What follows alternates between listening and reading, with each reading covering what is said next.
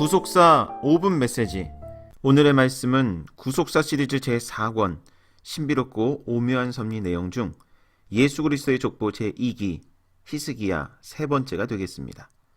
지난 시간에 우리는 첫째로 강력한 종교개혁을 단행한 히스기야에 대해서, 두 번째로 죽음의 위기에서 생명을 15년 연장받은 히스기야에 대해 살펴보았습니다. 이 시간에는 세 번째로 생명을 연장받은 후에 교만해진 히스기야에 대해 살펴보며 하나님의 은혜를 나누도록 하겠습니다. 히스기야가 병들었다는 소식을 들은 바벨론 왕 브로닥 발라단은 히스기야에게 편지와 예물을 보내왔습니다. 열왕기하 20장 12절 말씀 볼 때, 그때 발라단의 아들 바벨론 왕 브로닥 발라단이 히스기야가 병들었다함을 듣고 편지와 예물을 저에게 보낸지라. 여러분, 세상의 모든 일은 우연히 일어나는 것이 아니라 하나님의 주권 아래서 일어나는 것입니다. 마태복음 10장 29절 말씀 볼 때, 참새 2마리가 한 아사리온에 팔리는 것이 아니냐. 그러나 너희 아버지께서 허락지 아니하시면 그 하나라도 땅에 떨어지지 아니하리라. 이렇게 말씀하고 있습니다. 따라서 바벨론 왕이 히스기야에게 편지와 예물을 보낸 것도 하나님의 주권 아래 이루어진 일이었고, 그 속에는 하나님의 의도가 담겨 있었던 것입니다. 그것은 바로 히스기야 왕이 병에서 고침을 받고 지금까지 축복받은 것에 대하여 모든 영광을 하나님께 돌리는지 돌리지 않는지를 시험해 보려 하신 것이었습니다.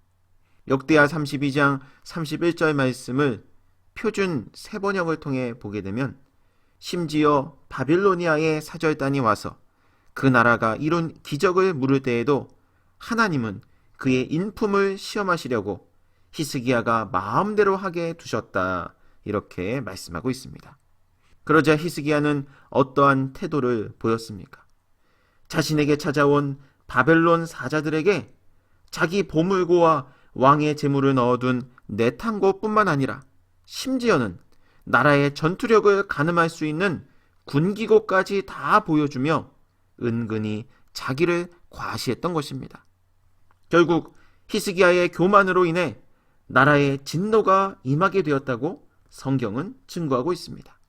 역대하 32장 24절과 25절 말씀 볼 때, 그때 히스기야가 병들어 죽게 된 고로 여호와께 기도하며 여호와께서 그에게 대답하시고 또 이적으로 보이셨으나 히스기야가 마음이 교만하여 그 받은 은혜를 보답지 아니하므로 진노가 저와 유다와 예루살렘에 임하게 되었더니, 이렇게 말씀하고 있습니다.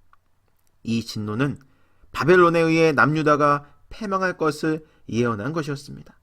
열왕기하 20장 17절과 18절 말씀 볼 때, 여호와의 말씀이 날이 이르리니 무릇 왕궁의 모든 것과 왕의 열조가 오늘까지 쌓아두었던 것을 바벨론으로 옮긴 바 되고 하나도 남지 아니할 것이요, 또 왕의 몸에서 날 아들 중에서 사로잡혀 바벨론 왕궁의 환관이 되리라 하셨나이다. 이렇게 말씀하고 있습니다.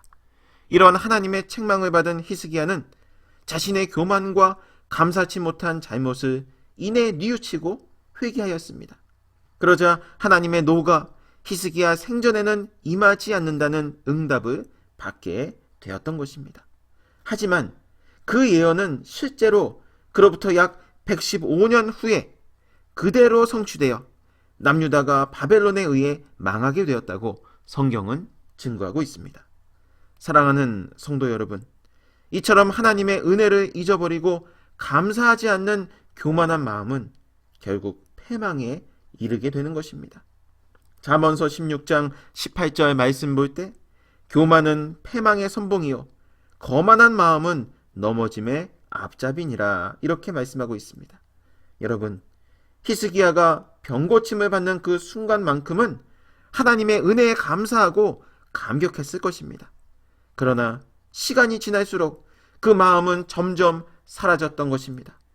그래서 저와 여러분은 날마다 매 순간마다 하나님의 은혜를 잊지 않고 기억하며 교만의 시험이 찾아올 때마다 하나님의 말씀으로 승리하여 오직 하나님께만 영광을 돌리는 믿음의 산 역사만 있기를 주님의 이름으로 축원합니다.